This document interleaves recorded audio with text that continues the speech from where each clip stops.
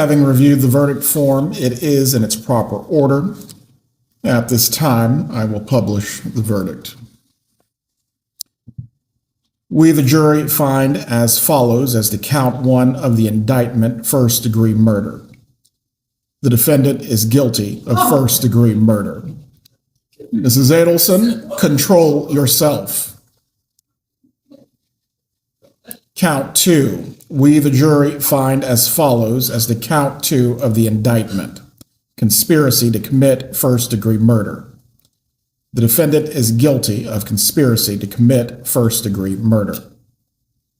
Count 3. We, the jury, find as follows as to count 3 of the indictment, solicitation to commit first-degree murder. The defendant is guilty of solicitation to commit first-degree murder. Donna Adelson, a mother, a grandmother, and now a convicted felon, found guilty of first-degree murder, conspiracy, and solicitation in the death of her former son-in-law, Dan Markel. It's a story that is powerful, disturbing, and heartbreaking, not just because of the crime itself, but because it forces us to confront something deeper. And that is how fear, control, and struggle to hold a family together at all costs can twist love into something very dangerous. To understand why Donna's story unfolded the way it did, we have to go back to the beginning. The marriage of Wendi Adelson and Dan Markel. Dan was brilliant, a Harvard-trained lawyer, professor at Florida State University, and a man deeply committed to his Jewish faith. He kept kosher, he valued tradition, and he poured himself into his work and into his family. Wendi was also accomplished. She was beautiful. She was also a lawyer, articulate, ambitious, and the only daughter of Donna Adelson. She grew up in a household where Donna's voice carried tremendous weight.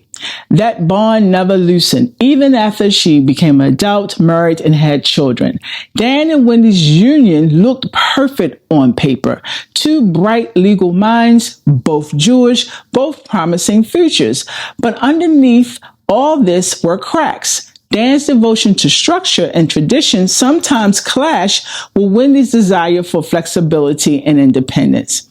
And behind Wendi's independence was Donna, a mother who often had a seat at the kitchen table and decisions that should have been between only husband and wife. The couple had 2 beautiful young boys together. Dan wanted them rooted in Tallahassee, close to his work and close to his community. Wendi, meanwhile, longed to be closer to her family in Miami. By 2013, the marriage had fractured. Dan and Wendi divorced. Dan stayed in Tallahassee, committed to his boys.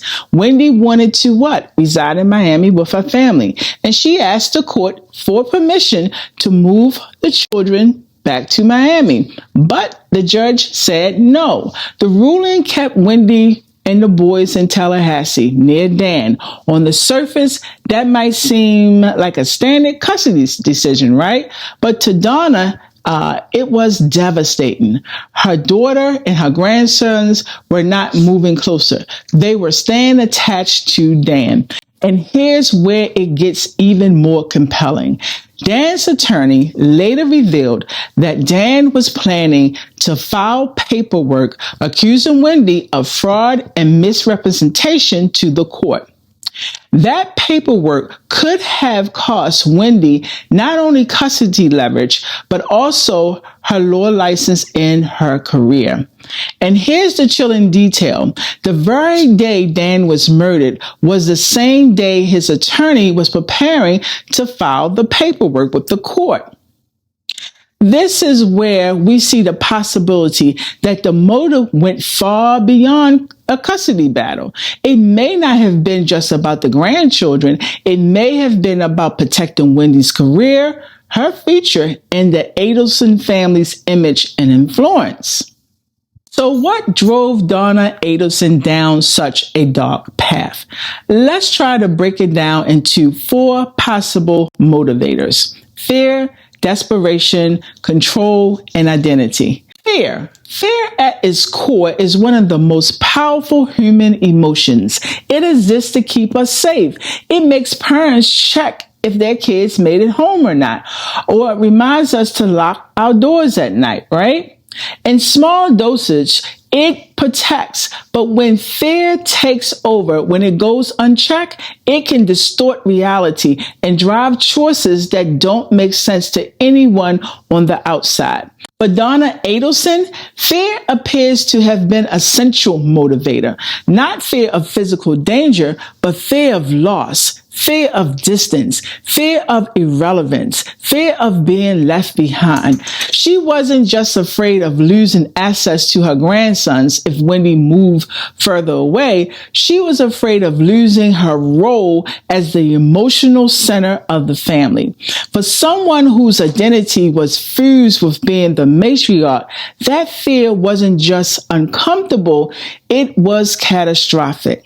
This looks a lot like what we call attachment insecurity. When someone has unresolved wounds from earlier in life, which I suspect Donna does, perhaps not feeling secure or feeling abandonment, they may grip onto family members tightly in adulthood. That grip can feel like love to them, but to those on the receiving end, it can be suffocating.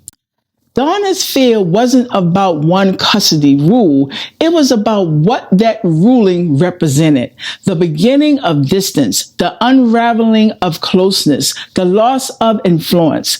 For her, those outcomes were unbearable. And because fear distorts perspective, it can make boundaries look like threats and compromise feel like betrayal.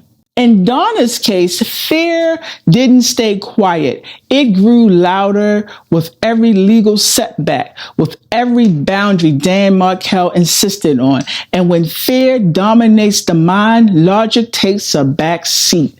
What most people would process as grief or disappointment, Donna processed as danger. And in her desperation to make this fear go away, she crossed into choices that were catastrophic for everyone, including herself.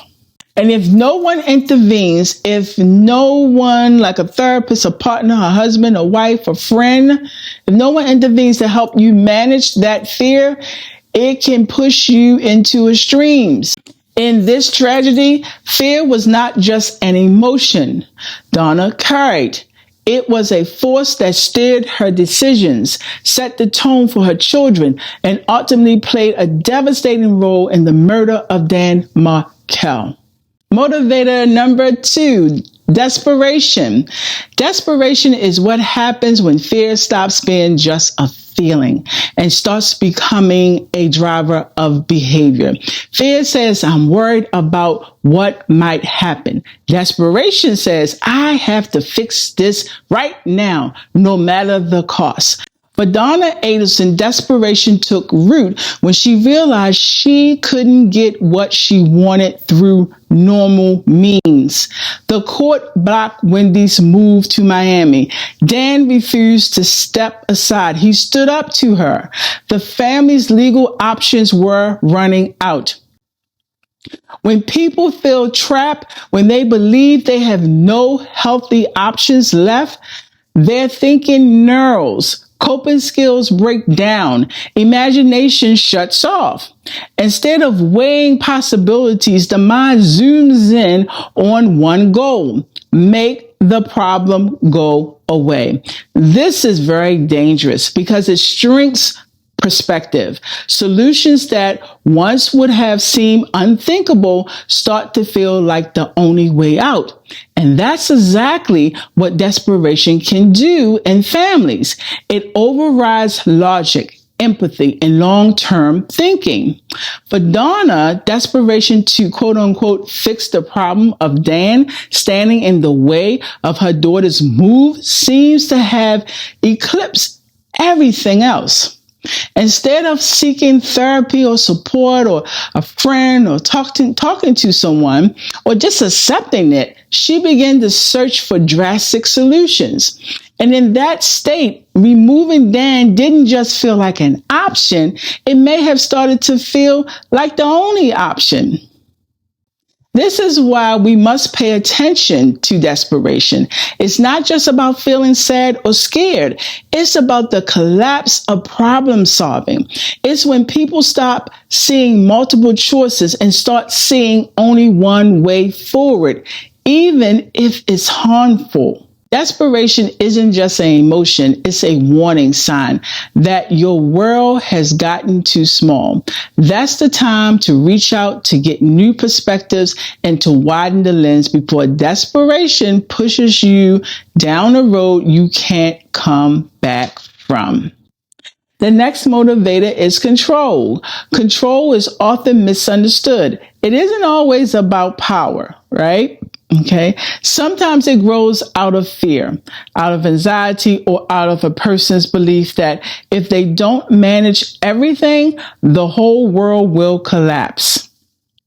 But Donna, control wasn't just a preference. It became her survival strategy. Think about her role in the family. Harvey, her husband, was often described as quiet and more focused on work. That left Donna as the emotional driver of the household. She wasn't just managing the kids, she was managing the entire emotional climate of the Adelson family. Over time, that kind of responsibility can harden into control. So when her daughter Wendi divorced and Dan Markel and the custody battle unfolded, Donna just didn't see it as Wendy's fight. She saw it as her own fight. The court's refusal to let Wendi move the boys back to Miami wasn't just a legal decision to Donna. It was a direct challenge to her authority and the way she believed the family should function. This is why control became such a relevant motivator in Dan's murder. For Donna, letting the court or Dan dictate the future meant she was without power. And being without power really felt unbearable to her.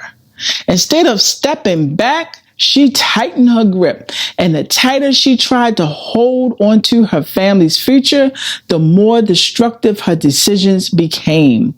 This is what happens when a parent confuses love with control. In therapy, we often see people who believe that keeping their children close, geographically, emotionally, financially, is the same as keeping them safe. But in reality, that level of control suffocates. It does not promote independence. It can destroy marriages, damage relationships, and in this tragic case, it can contribute to the decision to eliminate Dan Markel altogether. Control gave Donna a sense of safety, but it came at the expense of everyone else's freedom. And when love turns into control, the family system begins to crack in ways that can't be easily repaired. Motivator number 4, identity. Identity is who we believe we are at our core. For many parents, a big part of that identity is being needed, being the caregiver, the protector, the anchor of the family. And there's nothing wrong with that as long as it evolves when children grow up. But Donna Adelson, her identity as the matriarch, the one who kept the family close and intact, did not shift. Her children became adults, but her role and her own mind didn't change. She still saw herself as the one who had to step in, solve problems, and dictate direction. When a parent fuses their identity with their children's lives, they stop seeing the child as a separate person. Instead, the child becomes a reflection of the parent's worth. If the child thrives nearby, the parent feels secure. But if the child moves away or chooses differently, the parent feels like they are failing or even being rejected. That's the risk of identity fusion. When your entire sense of self depends on someone else's choices. And in Donna's case, when Dan Markel blocked Wendi from moving those children to Miami, it didn't just feel like a legal obstacle anymore. It felt like a personal threat to who she believed she was, the glue that held her family together. A healthy identity is built on multiple pillars: work, friendships, values, hobbies, faith, self-compassion. If all of it rests on one role, then any change in that role can feel catastrophic. And that's the danger we see regarding Donna. In 2016, investigators took a bold step in the Adelson case. They staged what's now known as the bump video. An undercover FBI agent approached Donna Adelson in a parking lot and handed her a note. Let's check this clip out. Excuse me, Mrs. Adelson? How you doing? Just want to give you this. Listen. You're scared. No, don't be scared. Listen, just want to let you know that we know that your family has been taking care of Katie and her friend Luto for quite some time after your problem up north has been resolved. And I want to let you know that my brother, he's incarcerated. He helped your family with this problem you guys had up north. And we want to make sure that he's going through some rough times. We want to make sure that you take care of what he's going through the way you're taking care of Katie and Tuto. Well, this will explain it. Thank you.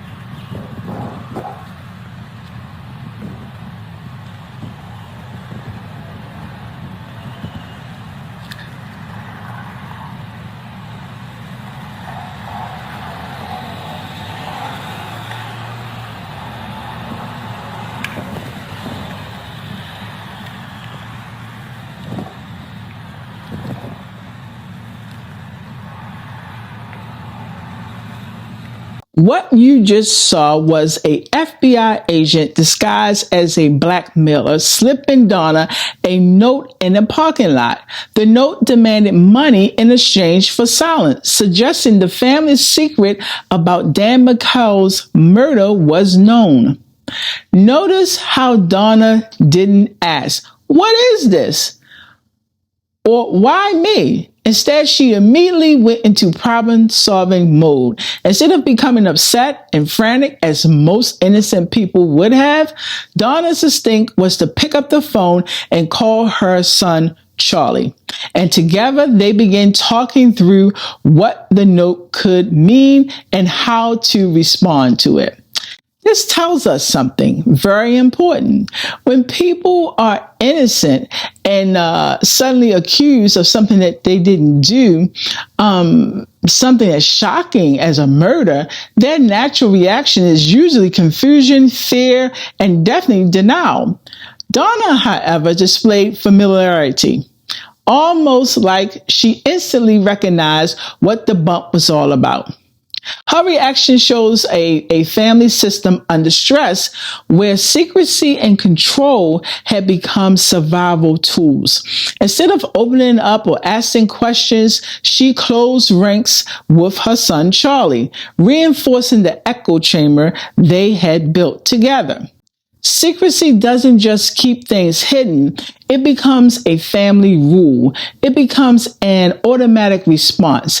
And in this case, silence and secrecy only pulled the Adelson family deeper into suspicion and legal danger. This is a textbook example of what happens when control becomes a person's survival strategy. Instead of truth, there's damage control. Instead of openness, there's secrecy. And in Donna's case, that instinct to control, even in the face of enormous risks, only added to the mountain of evidence that ultimately convicted her. Before we close, I want us to pause and remember Dan Markel.